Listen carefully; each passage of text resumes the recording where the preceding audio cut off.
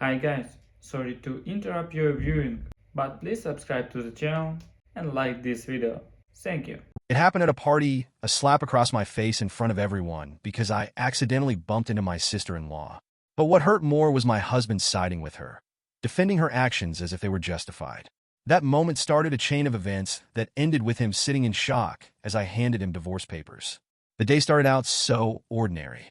The backyard was buzzing with the kind of chaotic energy only family gatherings can create. Kids darting between tables, adults chatting over drinks, and the smell of barbecue wafting from the grill.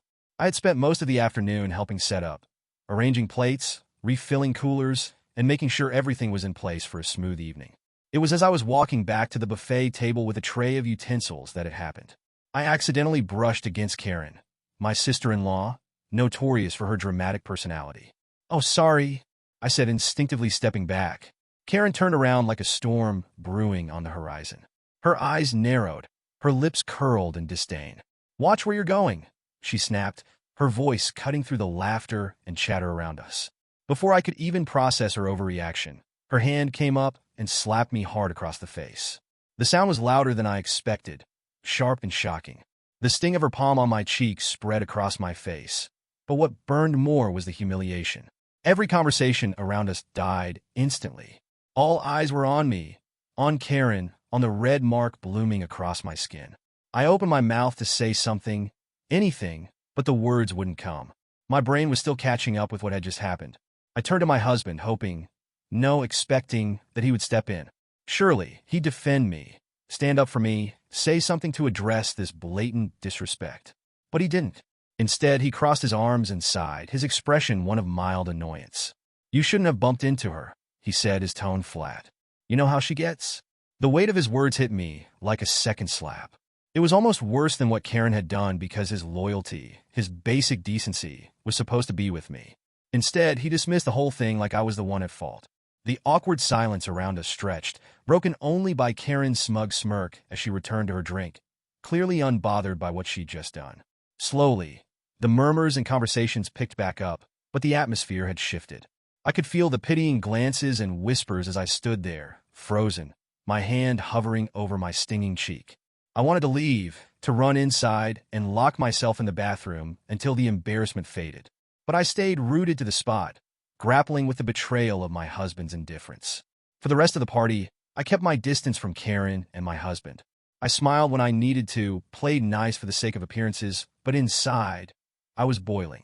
This wasn't just about the slap. This was about respect I wasn't getting from Karen or my own husband. That night, as we drove home in silence, I couldn't stop replaying the moment in my head. The slap, the stares, and worst of all, his words. "You shouldn't have bumped into her." I didn't say anything to him when we got home. What was the point? He had already made his position clear. But as I lay awake in bed, staring at the ceiling, a seed of doubt began to grow. Was this really the man I wanted by my side for the rest of my life? The sting of Karen's hand faded within minutes, but the burn of humiliation lingered, seeping into my chest like a slow poison. Around me, conversations resumed in awkward bursts, but it was clear the atmosphere had shifted. People weren't just talking anymore, they were whispering. I could feel their eyes darting toward me, stealing glances at the red mark on my cheek. Some looked shocked, others uncomfortable, but no one said anything. Not one person called Karen out or even asked if I was okay. It was like they were all pretending it hadn't happened. I turned to my husband, the one person who should have had my back. My voice shook as I asked, "Did you see what she just did?" He barely glanced at me, his face an infuriating mask of indifference. "You bumped into her," he said, as though that explained everything. "You know Karen has a short temper. Don't make a big deal out of it." His words felt like a punch to the gut. I stared at him, waiting for some sign that he understood how wrong this was, how much it hurt me. But all I got was a shrug before he turned his attention back to the grill like nothing had happened. Karen, meanwhile, had returned to her conversation, laughing and sipping her drink as if slapping her brother's wife in front of everyone was the most natural thing in the world. She caught my eye and smirked, a look that said, "What are you going to do about it?" I wanted to scream, to march across the lawn and demand an apology, but I didn't trust myself to speak without breaking down. So, I stayed silent, swallowing my anger and humiliation while the party dragged on around me. For the rest of the evening, I felt like an outsider at my own family gathering. I avoided Karen as much as possible, retreating to the edges of conversations, and keeping my hands busy with meaningless tasks like clearing plates and refilling drinks. My husband acted like nothing was wrong, chatting with relatives and laughing at jokes while I simmered quietly. He didn't even notice when I slipped inside to the bathroom, locking the door behind me so I could finally let the tears spill over. I stared at myself in the mirror, taking in the faint redness on my cheek and the puffy eyes from holding back tears. Is this my life now? I thought, being humiliated by his family while he stands by and does nothing? By the time we left the party, I was emotionally drained. The car ride home was tense and silent. The only sound the hum of the engine as I stared out the window, replaying the day over and over in my mind. When we got home, I couldn't hold it in any longer. As soon as the door closed behind us, I turned to my husband. How could you side with her? I demanded, my voice shaking with anger and hurt. She humiliated me in front of everyone. And you just stood there. He sighed, his irritation obvious. You're overreacting, he said, brushing past me toward the kitchen. It was one slap. Karen's always been like that. If you make a big deal out of it, it's just going to cause more problems. I stared at him, struggling to comprehend what I was hearing. You're more worried about keeping the peace with Karen than standing up for me? She's my sister, he said, as if that justified everything. I can't just start a fight with her over something so small. Small? I echoed, my voice rising. She slapped me, and you think that's small? He shook his head, clearly done with the conversation. Look, I don't want to argue about this. Let's just move on, okay? Move on? How could I move on when the person who was supposed to support me had chosen to defend the very person who hurt me? I felt a cold wave of realization wash over me. This wasn't just about Karen. It was about him, about his inability or unwillingness to prioritize me and our marriage over his family's dysfunction. I went to bed that night feeling more alone than ever, lying awake for hours as his words replayed in my head. You're overreacting. Don't make a big deal out of it. She's my sister. Somewhere in the darkness, a thought began to take root, one that I couldn't ignore no matter how much I tried. If he couldn't stand up for me now, when it mattered most, what kind of partner was he? And could I really live the rest of my life like this? The days after the party felt like walking through a fog of unresolved tension. I avoided my husband as much as I could, not because I wanted to punish him, but because I couldn't look at him without feeling the sting of betrayal all over again. Every time I thought about Karen's slap, his indifferent response replayed in my head like a broken record. He, on the other hand, acted as though nothing had happened. He went about his routine, work, TV, scrolling on his phone, completely unfazed by the emotional wreckage he'd left behind. When I finally mustered the energy to bring it up, he would wave me off with a dismissive, "You're still upset about that?" Yes, I snapped during one of these exchanges. I'm still upset.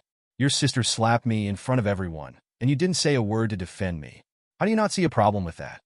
Because it's not worth blowing up the family over a little mistake, he said, his tone even, as if I were the irrational one.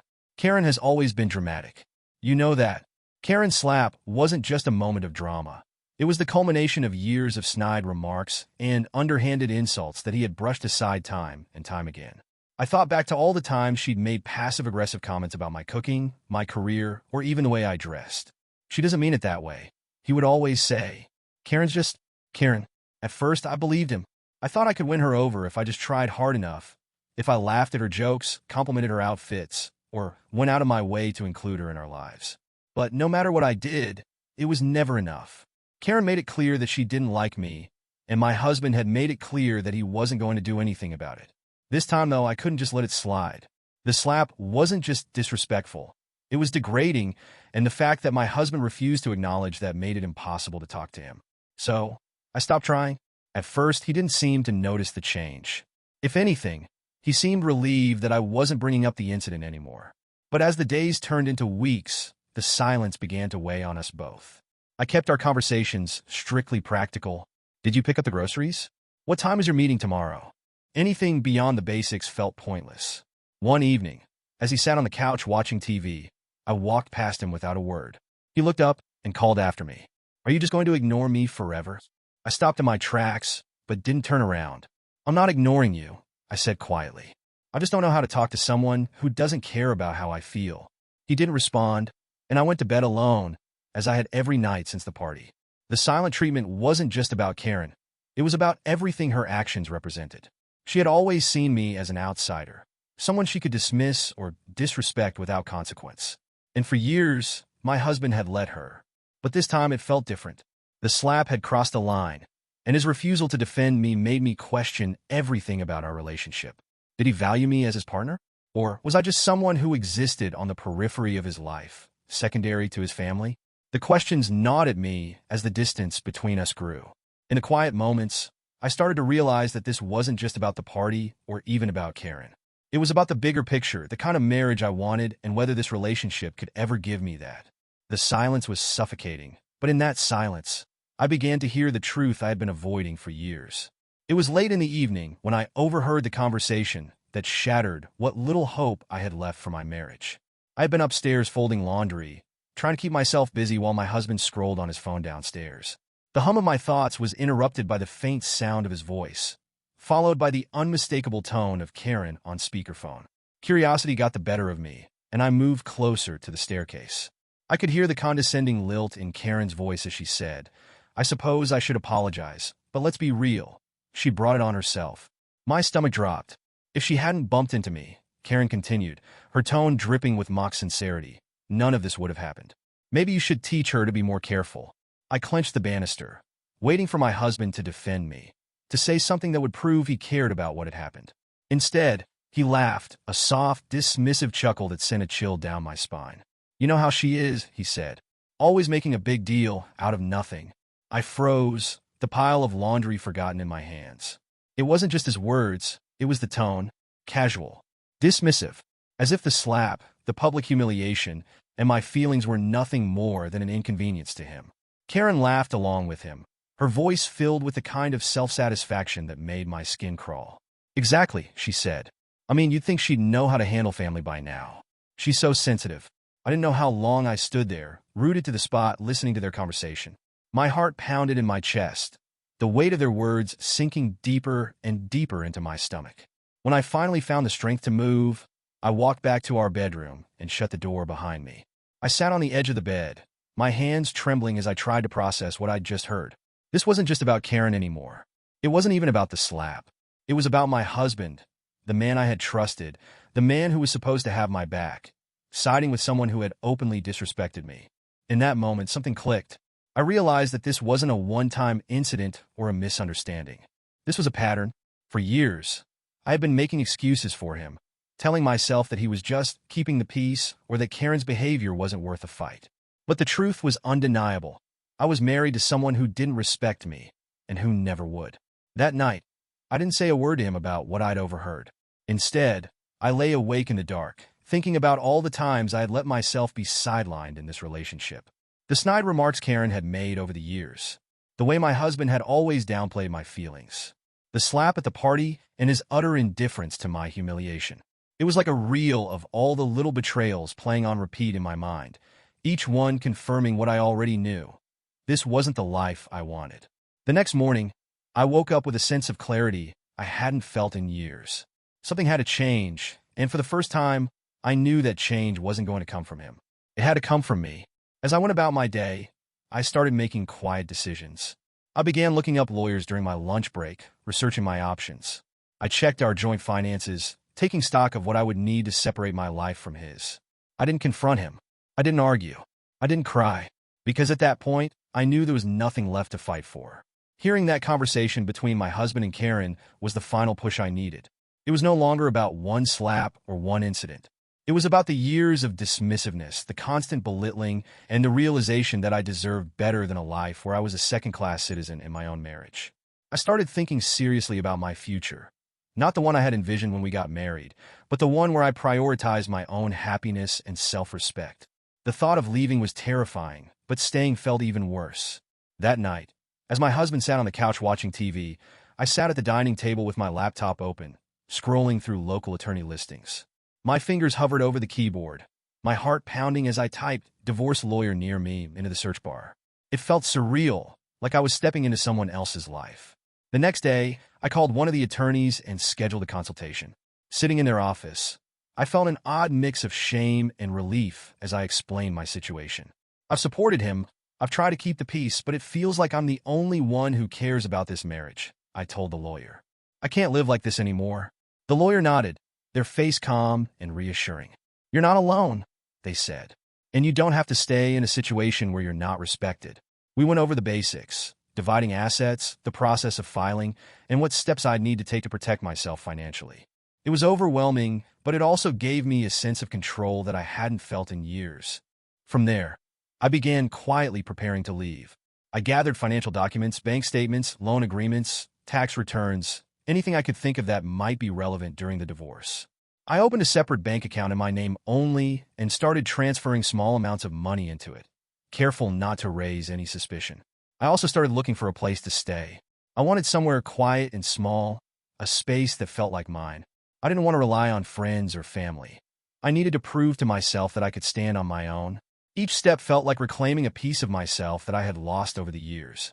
With every document I filed away, every box I checked off my list, I felt a little stronger, a little more capable. At home, I played the role of the dutiful wife, but I stopped engaging in arguments or seeking his approval. When he dismissed my feelings, I didn't push back. When he ignored me, I let him. He didn't seem to notice the shift in me. If he did, he didn't care enough to ask. He was too wrapped up in his own world, too comfortable in the dynamic we had built over the years. One where his needs always came first, and mine were an afterthought. There was a quiet power in knowing that I was taking control of my life, even if he didn't see it yet. Every step I took was a step closer to freedom, and for the first time in a long time, I felt like I could breathe. As the weeks went by, I found myself looking forward to the day when I could finally leave. It wasn't about revenge or making him pay. It was about reclaiming my peace. I didn't know what my future would look like, but I knew one thing for sure. It wouldn't include Karen's toxic behavior or my husband's indifference. And that alone was enough to keep me moving forward. A few weeks after the slap incident, I found myself at yet another family gathering.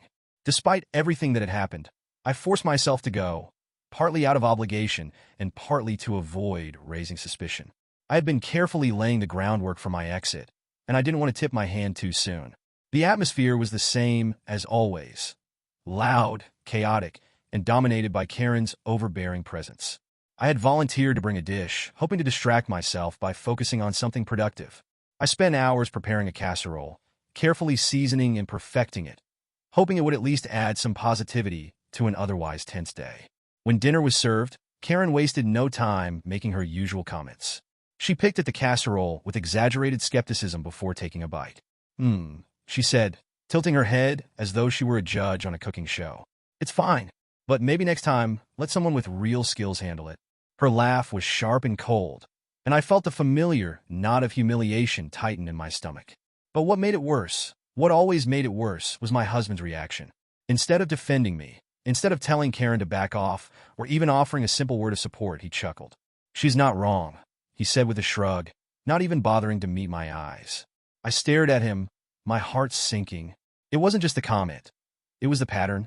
This wasn't about one rude remark or one laugh at my expense. It was about years of being undermined, belittled, and left to fend for myself in a marriage that was supposed to be a partnership. Karen smirked, clearly pleased with herself, while my husband turned back to his plate as if nothing had happened. Around the table, the conversation moved on, but I couldn't focus on a single word. That night, as soon as we got home, I packed a bag. I didn't slam drawers or make a scene. I moved quietly, methodically, folding clothes and gathering essentials while my husband sat in the living room watching TV. When I came downstairs with my overnight bag slung over my shoulder, he finally noticed. "Where are you going?" he asked, looking up from his phone. "I need some space," I said, my voice calm but firm. "I'm leaving for a while." He frowned, his confusion evident. "Leaving? For what? Because of Karen's joke? You're seriously blowing this out of proportion." I stopped at the door, turning to face him. "This isn't just about Karen. It's about you. About how you've treated me. How you've allowed her to treat me for years. I've tried to talk to you. I've tried to make this work, but I can't do it anymore." He rolled his eyes. "You're being dramatic. This is just how families are. You're taking everything way too seriously." "No," I said quietly. "I'm finally taking myself seriously." I walked out without another word, the weight of my decision sinking in as I closed the door behind me. For the first time in years, I felt like I was prioritizing my own needs, my own dignity, over the toxic dynamic that had been suffocating me. I checked into a small motel on the edge of town, unsure of what my next steps would be, but certain that I couldn't stay in that house any longer. As I lay in the unfamiliar bed that night, I thought about all the times I had swallowed my pride, compromised my happiness, and stayed silent to keep the peace. But peace, I realized, wasn't just the absence of conflict. Real peace came from knowing your worth and refusing to settle for less than you deserve. I didn't know what the future held, but I knew one thing for sure. I wasn't going back to the life I had just left behind. The day I handed my husband the divorce papers felt like the culmination of years of suppressed frustration, disappointment, and unmet expectations. By the time I arrived at that point, the fear and uncertainty I had once felt about leaving had been replaced with a calm resolve. He was sitting at the kitchen table, scrolling through his phone, when I placed the neatly prepared stack of papers in front of him. At first, he didn't even look up. "What's this?" he mumbled, still focused on his screen. "Divorce papers," I said evenly. My voice was steady, but my heart was pounding. His head snapped up, his eyes wide with shock. "What? You're joking, right?" He flipped through the papers, his disbelief quickly turning into anger. "This is insane. A divorce? Over what? Because Karen made a few jokes? Because of one little argument? You're seriously throwing away our marriage over something so stupid." I crossed my arms, refusing to let his attempts at minimizing the situation shake me. "This isn't about Karen," I said firmly. "It's about you. It's about the fact that you've never respected me enough to stand up for me. Not against her, not against anyone. I've been your wife, but you've treated me like an afterthought." He scoffed, throwing the papers onto the table. "You're blowing this way out of proportion. Every family has issues, and Karen's just Karen. You know that.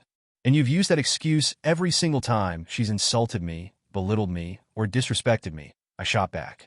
"I'm done being treated like my feelings don't matter. I deserve better than this. Better than you." The weight of my words seemed to hit him then. His anger faltered, replaced by something resembling panic. "You're really serious about this," he said, his voice softer now. "You're actually going through with it?" "Yes," I said, my resolve unshaken. "I've thought about this long and hard. I've given you every chance to make this right, and you've made it clear where your priorities lie. I'm done sacrificing my self-respect for a marriage where I'm not valued." He leaned back in his chair, running a hand through his hair. "You don't mean this," he said, almost pleading. "We can fix this. We can go to counseling or, I don't know, something. Don't do this." I shook my head. "It's too late for that. I gave you years to show me you cared, and you didn't. I'm not going to waste any more of my life waiting for you to change." His expression hardened again, a mix of defensiveness and bitterness. "So that's it? You're just walking away? You're giving up on everything we've built?" I let out a bitter laugh. "What exactly have we built? A marriage where I'm expected to tolerate disrespect? A partnership where you let your sister slap me and then laugh about it behind my back? If that's what we've built, then yes, I'm walking away." The silence that followed was heavy, filled with everything we couldn't say to each other. He stared at the papers for a long moment, as if hoping they would somehow disappear if he looked at them long enough. "I never thought you'd do this," he finally said, his voice barely above a whisper. "I didn't either," I admitted. "But here we are." As I walked out of the kitchen, leaving him alone with the papers, I felt a mix of emotions: relief, sadness, and a strange sense of empowerment. This wasn't the ending I had envisioned when we said our vows, but it was the one I needed. For years, I had put my happiness and self-worth on the back burner, hoping that things would somehow improve. But now, I was finally taking control of my life. He might not have understood it, and Karen certainly wouldn't, but I didn't need their understanding or approval. This wasn't about them. This was about me, and for the first time in a long time, I felt like I was making the right choice. The days after serving the divorce papers were a whirlwind of emotions, but one thing was clear. My husband wasn't going to let me go quietly. At first, he reacted with denial, refusing to believe I was serious about ending our marriage. But as the reality set in, his efforts to win me back became increasingly desperate. It started with a flood of calls and texts. Every morning, I'd wake up to a barrage of messages. Some were apologetic. "I'm sorry for everything. Please, let's talk." Others were defensive. "You're overreacting. Don't throw this away over one misunderstanding." And then there were the guilt trips. "I can't believe you're willing to give up on us. What happened to, for better or worse?" I ignored most of them, knowing that engaging would only make things harder. But he didn't stop there. One afternoon, as I was wrapping up at work, I saw him standing outside my office building with a bouquet of roses. My stomach sank as I walked out the door, unsure of what scene he was about to make. "Please," he said, stepping in front of me as I tried to walk past him. "Just hear me out." I sighed, crossing my arms. "What do you want?" He held out the flowers, his expression a mix of hope and desperation. I want to fix this. I know I messed up, but we can work through it. You can't just leave like this. I stared at the flowers, then at him unmoved. Why now? I asked. Why is it only after I've had enough that you suddenly want to change? I didn't realize how serious you were, he admitted. But I can change. I'll stand up to Karen. I'll do whatever it takes to make things right. Just give me another chance. His words sounded sincere, but they rang hollow in my ears. If he had truly cared, if he had truly valued me, he would have stood up for me when it mattered most. Despite his promises, I couldn't forget the years of indifference. The countless times I had told him how Karen's behavior hurt me, only to be met with excuses or dismissals. The way he had laughed at her insults, even after she slapped me in front of everyone. This isn't just about Karen, I said, my voice firm. It's about respect. Respect that I haven't gotten from you in years. I can't keep waiting for you to change. I'll do better, he insisted, tears welling up in his eyes. I'll go to counseling. I'll cut Karen out of our lives if I have to. Just don't give up on us. For a brief moment, I hesitated. There was a part of me that wanted to believe him, to believe that he could change and that we could rebuild what we had lost. But deep down, I knew the truth. Do you know how many chances I've already given you? I asked softly. This isn't something that can be fixed with flowers or promises. It's too late. In the weeks that followed, his attempts became more sporadic, but no less dramatic. He showed up at my apartment unannounced, left voicemails begging me to come home, and even enlisted mutual friends to try to convince me to reconsider. One night, he called me, his voice breaking. You're throwing away everything we've built, he said. All the years we've spent together, all the memories. Doesn't that mean anything to you? It does, I said quietly. But what means more to me is knowing that I deserve better than the way I've been treated. Memories aren't enough to build a future. For a long time, there was silence on the other end of the line. Then, finally, he said, I never thought you'd actually leave. That's the problem, I replied. You never thought I'd leave, so you never thought you had to change. His attempts to reconcile became less frequent after that, but I could still feel his presence lingering in the background of my life. An unanswered text here, a mutual friend mentioning him there. It was as though he couldn't quite let go of the idea that he could somehow win me back. But I had made my decision. His tears, his promises, his pleas, they were all too little, too late. If he had truly cared, if he had truly valued me, he wouldn't have waited until I was walking out the door to start fighting for our marriage. In the end, his attempts to reconcile only solidified my resolve. I wasn't leaving because I didn't love him. I was leaving because I finally loved myself enough to demand more. And no amount of flowers or apologies could change that. It didn't take long for Karen to insert herself into the situation. As soon as word of the divorce spread through the family, she called me, and unsurprisingly, she wasn't calling to apologize or take accountability. Her voice was sharp and accusatory from the moment I picked up. What the hell is wrong with you? She snapped. Do you realize what you're doing to this family? I leaned back in my chair unfazed. Hello to you too, Karen. I was wondering how long it would take for you to call. This isn't funny, she hissed. You're tearing us apart over one little mistake. Do you even care about how this is affecting everyone else? Or are you too busy playing the victim? Her audacity made me laugh, a short, bitter laugh that only seemed to fuel her anger. One little mistake? I repeated. Karen, you slapped me in front of everyone. That's not a mistake. That's blatant disrespect. And let's not even get started on the years of insults and backhanded comments you've thrown my way. Oh, get over yourself, she snapped. You bumped into me, and I reacted. It's not like I planned it. But no, you had to blow everything out of proportion and ruin my brother's life in the process. I sighed, pinching the bridge of my nose. Karen, let me make something very clear. This isn't about you. It's about me realizing that I deserve more than being treated like a doormat. By you, by your brother, by anyone.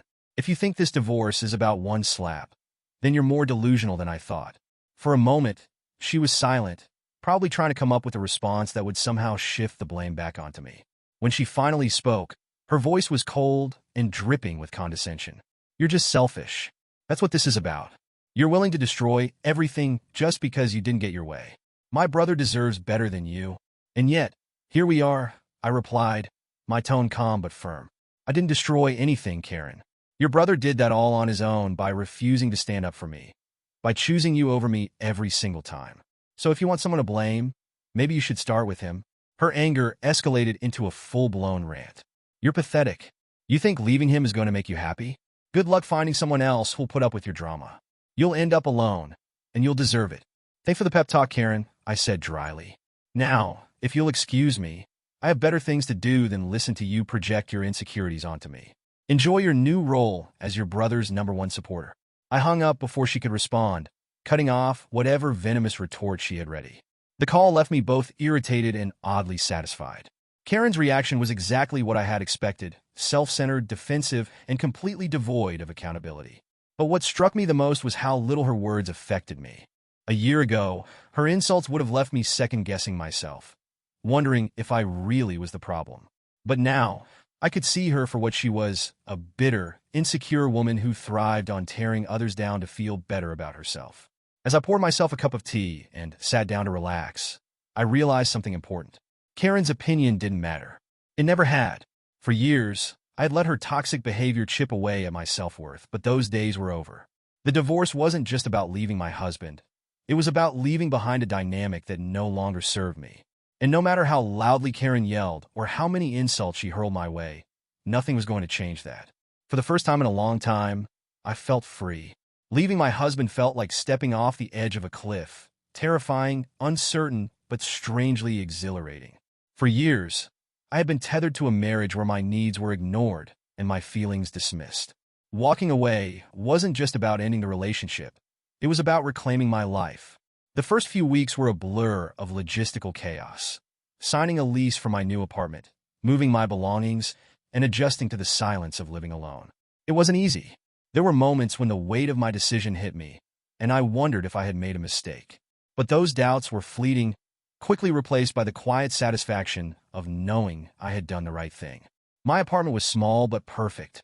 It had big windows that let in plenty of light, a cozy kitchen where I could experiment with recipes, and a corner nook where I set up a reading chair. It felt like mine in a way that my marital home never had. Every piece of furniture, every decoration, was a reflection of who I was, not a compromise or an afterthought. With the physical transition complete, I turned my attention to rebuilding the parts of myself I had lost over the years. I started reconnecting with old friends, people I hadn't seen in ages, because I had been too busy trying to navigate the endless drama of my marriage. One of my friends, Lisa, invited me to a yoga class she attended every Saturday morning. At first, I was hesitant. It had been years since I'd done anything remotely close to self-care. But I went, and for the first time in a long time, I felt connected to my body and my mind. I also rediscovered hobbies I had abandoned. I dusted off my sketchbooks and started drawing again, losing myself in the flow of pencil on paper.